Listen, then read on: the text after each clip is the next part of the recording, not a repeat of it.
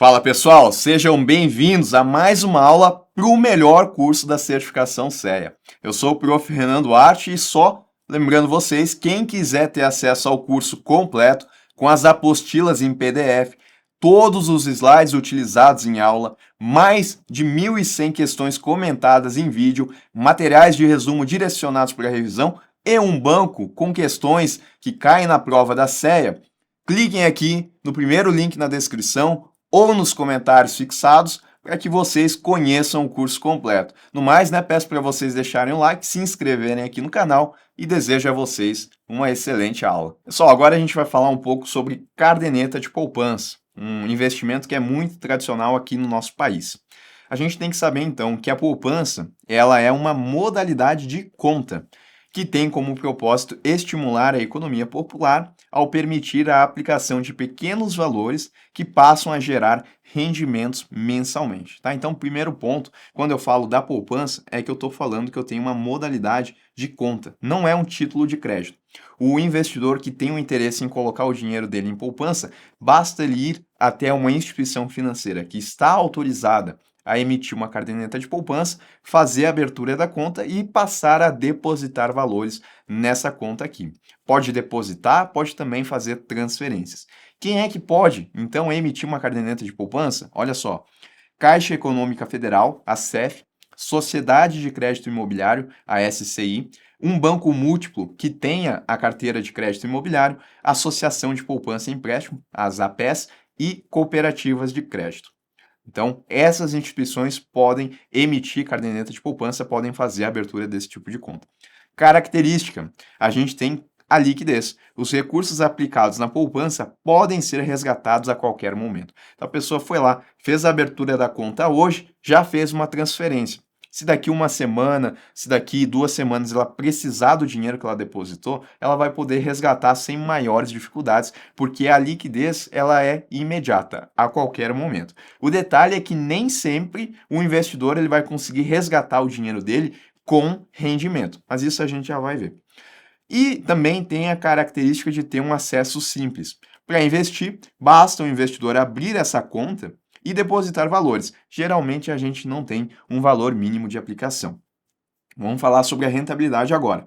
Embora a poupança ela ofereça liquidez diária, é importante observar que sua rentabilidade para pessoas físicas é calculada de forma mensal, incidindo sempre sobre o menor saldo mantido no período, tá? Então, para que o investidor ele tenha algum retorno, ele vai ter que manter na conta dele os valores por no mínimo 30 dias. Então, diferente de outros títulos de investimento onde a gente tem a rentabilidade diária, na poupança, se a gente estiver falando de um investidor que ele é pessoa física, a rentabilidade vai ser mensal. Então, só um exemplo aqui, A gente tem um depósito que aconteceu no dia 4 de maio no valor de R$ 300. Os rendimentos referidos a esse depósito que aconteceu, falei 4 de maio? 4 de janeiro. Esses rendimentos referentes a esse depósito de 4 de janeiro, eles só vão ser contabilizados no dia 4 de fevereiro, que é quando a gente diz que essa aplicação ela fez aniversário. Então, as pessoas comumente elas ficam olhando no extrato qual que é a data de aniversário dos valores que elas aplicaram na poupança. Então, para esses R$ 300, para que tenha algum rendimento, eu tenho que esperar até o dia 4 de fevereiro. Se a pessoa ela for lá e resgatar no dia 12 de janeiro, ela pode fazer? Pode fazer. Liquidez a qualquer momento. O detalhe é que, como não passou um mês aqui, ela vai retirar exatamente os R$ 300.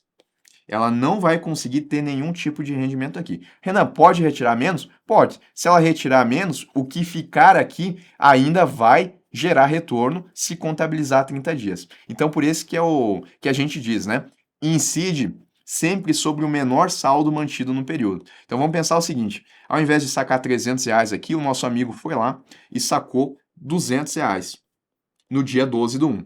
Significa que ainda ficou na conta o valor de 100.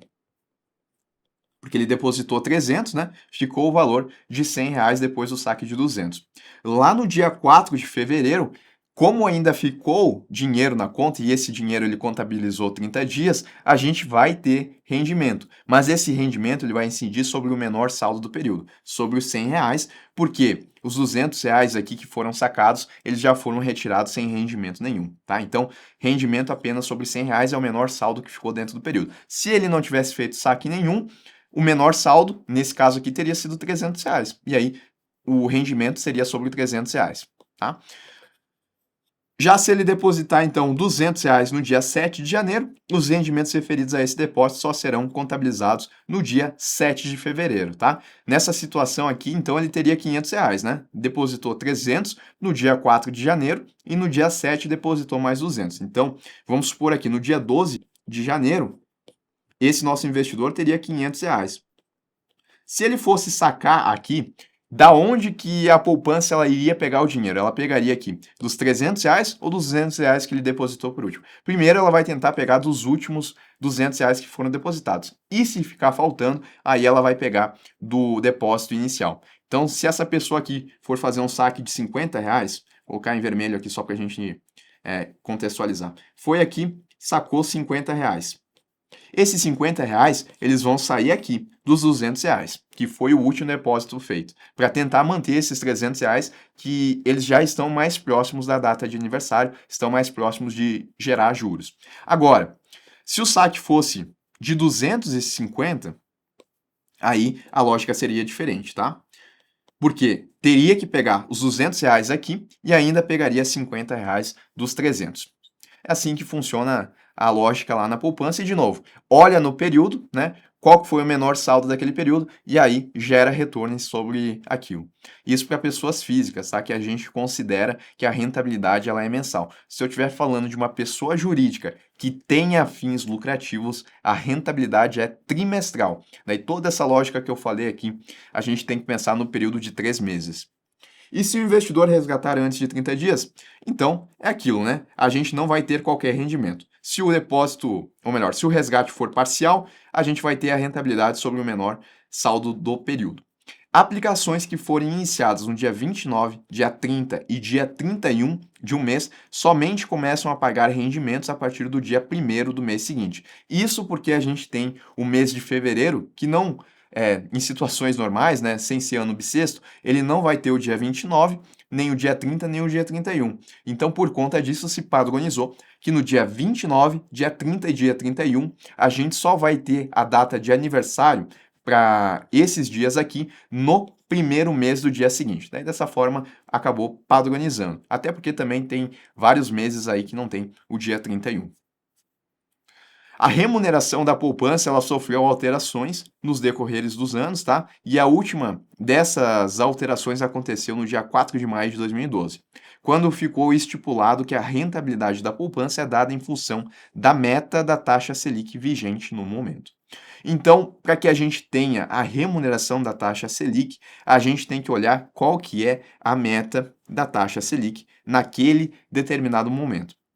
Então, aqui, para pessoas físicas, eu vou ter o seguinte: se a meta da taxa Selic ela for superior a 8,5% ao ano, a remuneração da poupança vai ser 0,50% ao mês, mais a taxa referencial. Tem que lembrar aqui que tem a taxa referencial. Se a rentabilidade se a meta da taxa Selic ela for inferior ou igual a 8,5%, a remuneração da poupança vai ser 70% da meta da taxa Selic mais a taxa referencial, tá? Então, por exemplo, se a meta da taxa Selic está em 5% ao ano, tirar de vermelho, né? Se não confunde. 5% ao ano, essa é a meta que foi definida pelo Comitê de Política Monetária. Qual que vai ser a remuneração da poupança? Bom, se é inferior ou igual a 8,5% ao mês, a meta ela vai ser de 70% da taxa Selic. Aí a gente vai calcular aí 70% de 5, eu acho que isso dá 3,5% ao ano, tá? Daí depois a gente traz ao mês, né? Porque na verdade, a poupança ela remunera mensalmente, mas o cálculo é feito dessa forma. Por outro lado, se a meta da taxa Selic estiver em 10% ao ano, mais TR, né? Não esqueçam do TR. Se a meta da taxa Selic ela estiver 10% ao ano, aí se enquadra nessa regra. Acima de 8,5, a remuneração é 0,50 ao mês, mais a taxa referencial. Aí é fixo, tá? 0,5 ao mês, ou, em termos nominais, né, 6% ao ano.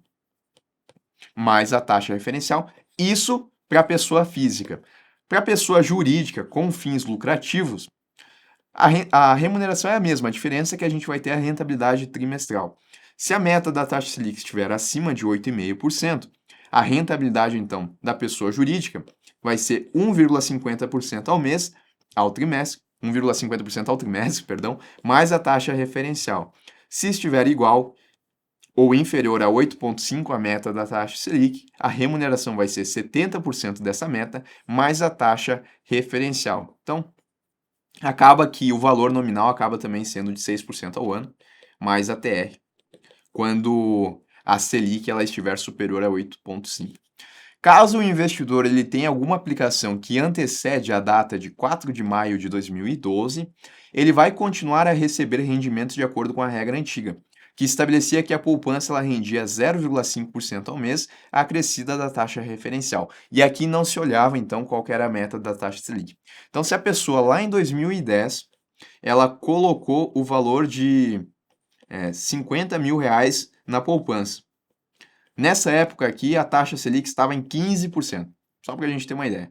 Né? Não era isso, mas só para a gente contextualizar. Não importa a meta da taxa Selic. Lá em 2010, a regra era que qualquer depósito feito na época, a rentabilidade para a pessoa física era 0,50% ao mês, mais a TR. Hoje essa regra só vale se a taxa Selic ela estiver superior a 8,5. Se a taxa Selic aqui estivesse 6% ao ano, naquela época a rentabilidade ainda seria de 0,5% ao mês mais TR. Hoje já seria diferente, já seria 70% dessa meta aqui. Bom, se a pessoa depositou em 2010 o valor de 50 mil reais e desde lá ela não mexeu nesses 50 mil reais, ainda que tenha se passado vários anos, a remuneração dela continua sendo 0,50% ao mês mais TR, independentemente da taxa Selic. Então, aquelas pessoas que têm um depósito antes de 2012, antes de 4 de maio de 2012, elas continuam seguindo a regra antiga. Então, isso é vantajoso, né, para essas pessoas quando a taxa Selic aqui despenca. Né? Se a taxa Selic for a 2% ao ano, tal como já aconteceu, né, nessa casa aqui de 2%, essa pessoa ela ainda vai ter a remuneração de 0,50% ao mês mais TR, ou 6% ao ano em valores nominais, mais a taxa referencial. Ela continua tendo essa remuneração mesmo com a taxa Selic aqui. E as outras pessoas que tenham a poupança que os valores foram depositados após essa regra, essas outras pessoas aqui elas vão estar com a remuneração de 70% disso, né, que dá 1,4% ao ano. Olha a diferença então, né? Essa pessoa recebendo 6, essa 1,4, mas isso por quê? Quem tem depósito antes da regra continua seguindo a regra antiga de que era 0,5% ao mês, independentemente da meta da taxa Selic. Em relação aos riscos, tá? Para quem coloca o seu dinheiro em poupança, o maior risco é o risco de crédito, que é o da emissora não cumprir com a promessa de pagamento dos juros ou do principal. A poupança ela conta com a garantia do FGC até 250 mil por CPF ou CNPJ ou ainda instituição financeira ou conglomerado financeiro, o que passa mais credibilidade para esse investimento, né? Acaba reduzindo o risco de crédito. Por isso que ele também é bem popular. O risco de liquidez é inexistente, porque a pessoa ela consegue sacar a qualquer momento o valor da conta dela. O que acontece é que ela vai sacar com ou sem remuneração, né? Porque se ela sacar antes da data de aniversário, ela não vai ter remuneração nenhuma. E tributação, um dos principais atrativos, e na verdade acho que talvez seja essa a principal característica da poupança, por ser tão tradicional, é de que não tem imposto de renda para a pessoa física. Então, não tem cobrança de imposto de renda e nem de IOF. Para a pessoa jurídica tem um pouco de diferença, tá? A tributação ela vai depender se essa pessoa jurídica ela possui ou não fins lucrativos. Se a pessoa jurídica ela não tem fins lucrativos, aí ela não tem cobrança de imposto de renda. Por outro lado, se a pessoa jurídica ela tem fins lucrativos, a cobrança de imposto de renda vai ser na alíquota fixa de 22,5%. Tá? Essa é a diferença. Pessoas jurídicas, então, o que a gente tem que lembrar? Pessoa jurídica com fins lucrativos tem o imposto de renda nessa alíquota e a remuneração ela é ao trimestre, ou seja, eu preciso esperar pelo menos 3 meses para que aí sim tenha alguma rentabilidade quando for uma pessoa jurídica com fins lucrativos. Para a pessoa física, a rentabilidade ela é mensal e eu não tenho imposto de renda ou IOF, total isenção de tributos.